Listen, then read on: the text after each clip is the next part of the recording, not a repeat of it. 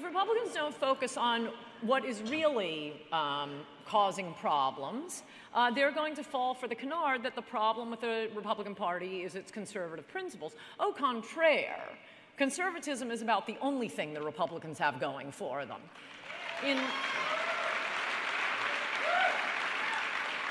In Gallup polls over the last 20 years, about twice as many Americans have called themselves conservative as called themselves either liberal or Republican.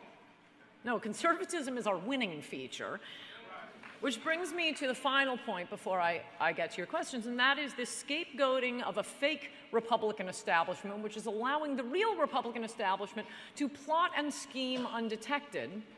And my example of this is what public policy will harm average Americans, drive up unemployment, change America permanently in negative ways, and on the other hand is supported by businessmen who will never vote for a Republican anyway.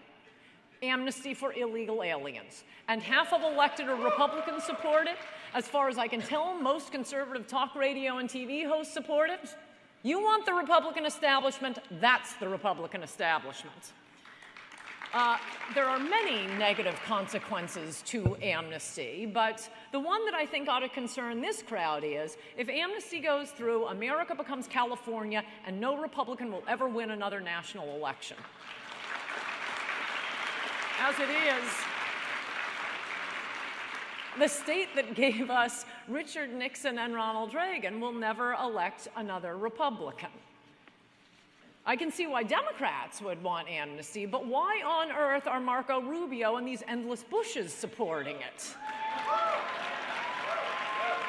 Even Schempp and Zeppo Bush are supporting amnesty for illegals.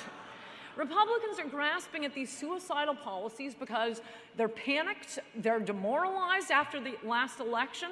Stop panicking, Republicans. Obama was an incumbent. He did worse than any other incumbent to win re-election in more than 100 years. Liberals writing the obituary of the Republican Party right now remind me of nothing so much as new homeowners at the height of the housing bubble. People always announce their complete triumph a moment before their crushing defeat. Our job, Republicans, is to ensure Democrats have that crushing defeat. Thank you, and I'll take some questions.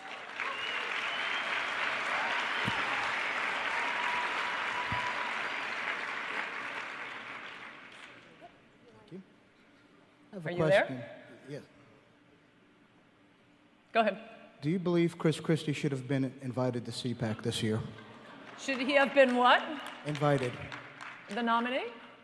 Chris Christie. Should he have what? Been invited to speak Oh, at CPAC invited this to year. speak. Did you see his convention speech? Yes. It was really bad. And I must say, though I, as you know, have loved Chris Christie, I'm now a single-issue voter against amnesty, so Christie's off my list.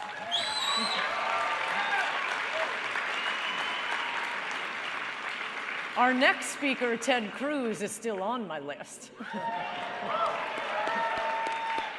Good evening. I'm Kenneth Harbin. I'm from Ohio. Is there any advice that you can give us young, vocal black conservatives with dealing with attacks from the liberal mob? And will you go on a date with me?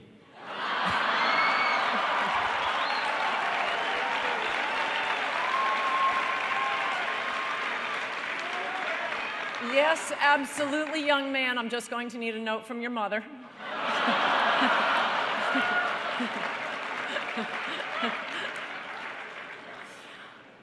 What was this advice for?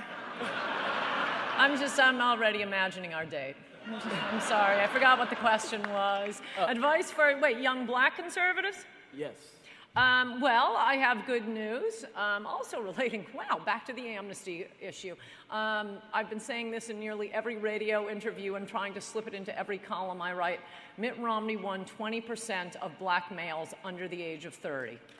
That is a stunning number. I mean, the traditional home of blacks is in the Republican Party as described in my latest smash bestseller mugs. blacks and Republicans go together like chocolate and peanut butter.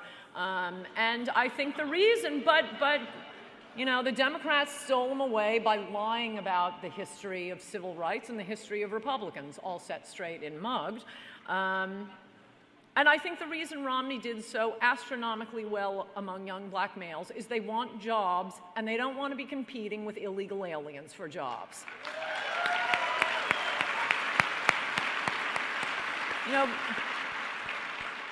blacks have been in this country longer than, their roots in America go back longer than most whites. I think we owe them something more than someone who has just run across the border.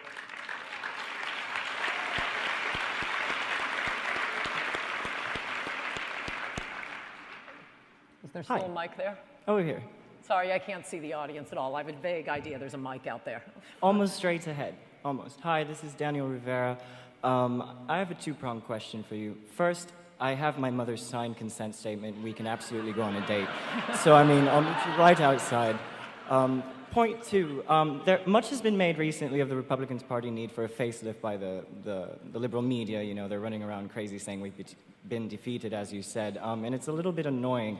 But on a more specific level, we have been doing horribly with minorities and women.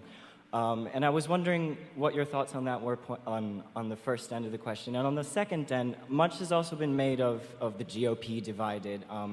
But in the conference, I've noticed you have speakers like Marco Rubio on one hand, and then you've got Ron Paul on the other. Vastly different, but both test well with independents, minorities, and women. So I was wondering your thoughts on that, too. And, yeah. First of all, I mean, this idea that the Republican Party is a party of old white men, the average age at our convention of both the speakers and the attendees was about 15 years younger than at the Democratic convention.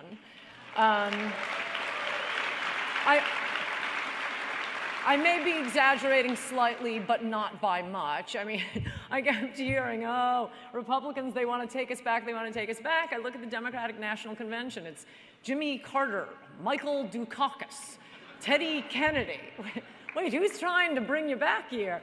And as for the groups Republicans don't do well with, I think, well, for one thing, we're actually doing pretty well with white women. With married women, with single women. Mitt Romney did better than John McCain with every single possible demographic, including evangelicals. We were told, oh, evangelicals won't vote for the Mormon.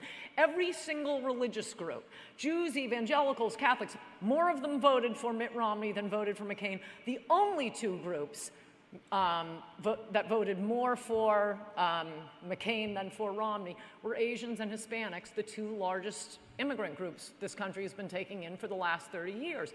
I've said this before, Teddy Kennedy specifically designed his Immigration Act of 1965 to change America demographically without checking with the American people.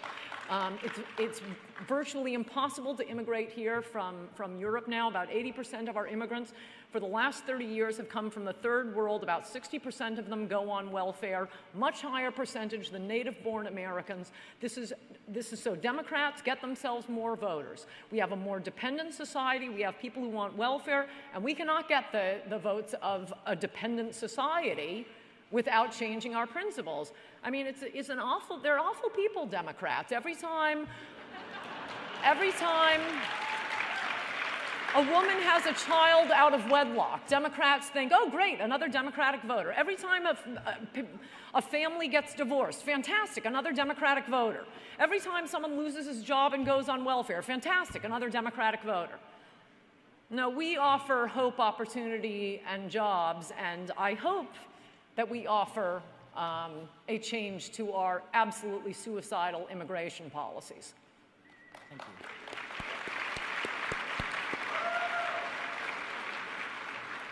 And could you agree that even here at CPAC there seems to be some confusion? It was not a conservative defeat in 2012. It was a Boston liberal Republican defeat, I believe, with Mr. Romney.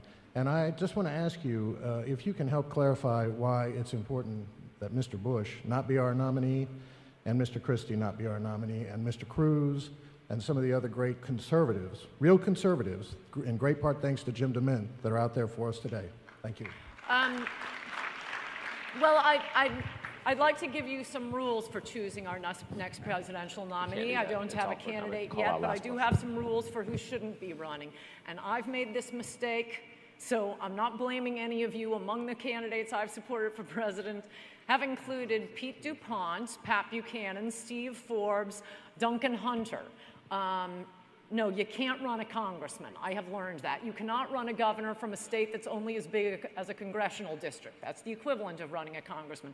We can't run businessmen, pundits, people who have not run and won elections in at least a mid-sized state. So we're looking at governors and senators. Once you throw in the governors and senators, let's see how they debate. Let's look at their positions then. And we have, I was telling him I couldn't get to sleep last night, so instead of counting sheep, I was counting Republican candidates. And we have a pretty good list of them. Going with the governors, we have Sandoval of Nevada. Yeah, he's pro-choice, but maybe we can change him. And again, I'm a single-issue voter against amnesty. There's Martinez of New Mexico. There's Rick Snyder of Michigan. There is Paul DuPage, the governor of Maine. There is, I'm sorry, he's got to be in the running, Chris Christie of New Jersey. I, of course, will now be against him unless he changes on amnesty. There's Rick Scott of Florida. There's Mike Pence of Ohio. There's Indiana. There's John Kasich of Ohio. And in the Senate, you got Ron Johnson, Ted Cruz, and I say we just... Scott Walker. I also have, okay, you have your favorites out there. I say throw them in a debate and let's see them, but I should also tell you at this moment that I also have height requirements.